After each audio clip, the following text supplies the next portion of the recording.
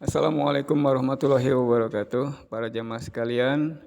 Walaupun mudaris kita sebelumnya sudah kembali ke kampus Jamiah sehubungan dengan PKL Jamiah sudah berakhir, insya Allah pemberian daras pagi akan tetap dilanjutkan. Dan untuk selanjutnya akan diambil materi berjudul motivasi tabligh. Adapun sumber yang digunakan adalah buku Tabligh Guide, A Tool for Preaching Islam Ahmadiyat, karya Nasim Ahmad Bajwa atau disusun oleh Nasim Ahmad Bajwa, diterbitkan oleh Jemaah UK. Pada kesempatan kali ini saya akan menyampaikan motivasi tabligh dari Khalifatul Masih keempat rahmatullah alaih. Bismillahirrahmanirrahim. Rabbi zidni ilma warzuqni fahma. Beliau bersabda dalam salah satu kesempatan khutbah Jumat tanggal 27 September 1985. Setiap Ahmadi yang menerima pesan ini, yaitu pesan anjuran bertabligh, harus menjadi pengawal bagi dirinya sendiri, dan dia harus menyampaikan tekad yang kuat di hadapan Allah Subhanahu wa taala dan berjanji bahwa dia akan membayatkan minimal satu orang ke dalam Ahmadiyah dalam 1 tahun. Jika dia berdoa untuk tugas ini, maka hal tersebut tidaklah sulit. Beliau kemudian bersabda, when God is willing to bestow a favor upon you, it is the height of ungratefulness not to stretch your hand and receive it. Jika Allah sudah berkehendak untuk menurunkan rahmat karunia kepada Anda dan Anda tidak membentangkan tangan untuk menerimanya, itu adalah tergolong ke dalam ketidaksyukuran tingkat tinggi. Disampaikan dalam khutbah Jumat 27 September 1985. Kemudian dalam khutbah berikutnya beliau bersabda, tugas seorang dai ilalah adalah untuk menciptakan panen-panen dan kebun-kebun dalam dunia dakwat ilallah. Dan itu tidak akan terjadi hanya berdasarkan instruksi-instruksi dan tugas-tugas saja dan pengingat-pengingat saja. Untuk hal itu diperlukan sebuah pembentukan hubungan yang erat dengan para binaan, yaitu para dai ilallah. Creating a love for this work is an art. Menciptakan cinta untuk tugas ini adalah sebuah seni tersendiri. Dan Al-Quran sudah memberikan bimbingan bagaimana untuk melaksanakan hal tersebut. Allah Subhanahu wa ta'ala memberikan tugas kepada Hazrat Ibrahim alaihissalam untuk menghidupkan bangsa-bangsa. Dan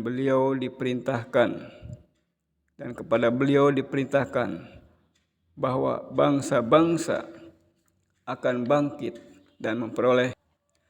Hazrat Ibrahim had a very humble character. Hazrat Ibrahim alaihissalam mempunyai karakter yang rendah hati. Beliau berdoa kepada Allah Subhanahu wa taala, Rabbi arini kaifa tuhyil mauta, yaitu wahai Tuhanku, tunjukkan bagaimana caranya menghidupkan orang mati.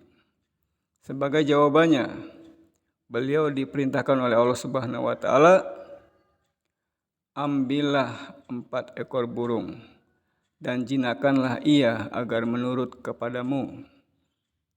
Kemudian kirimlah atau letakkanlah keempat-empatnya di arah yang berbeda-beda. Kemudian panggillah mereka. And you will see how they come flying back to you. Maka engkau wahai Ibrahim akan melihat mereka akan memenuhi panggilanmu dan kembali kepadamu. This was an example of Hazrat Ibrahim. Ini adalah contoh dari Hazrat Ibrahim alaihissalam. So every missionary, amir, president, and other office bearer should get hold of some members of their jemaat, and under surhuna ilaik should attach the trainees to themselves. Katanya, karena itu para mubaligin, para amir, para presiden jemaat, dan para pengurus harus para anggotanya untuk melaksanakan tersebut dengan spirit surhuna ilaik. Jinakanlah mereka kepada engkau. Ya, karena itu mereka harus attach the trainees to themselves, membuat para pengurus dan membuat para binaan lekat kepada mereka. Train them with love and affection. Latihlah mereka dengan cinta dan kasih sayang. Give them a task, beri mereka tugas, and spread them in the world. Sebarkan mereka ke seluruh dunia. Dalam konteks kita, sebarkanlah mereka ke daerah-daerah binaan. Lalu, sesuai dengan kapasitas mereka, setiap orang atau setiap jemaat harus membuat tim yang terdiri dari 4 orang, 8 orang, atau 10 orang. Kemudian latihlah mereka dan berilah mereka tugas. Dengan cara ini, jumlah mereka akan terus bertambah.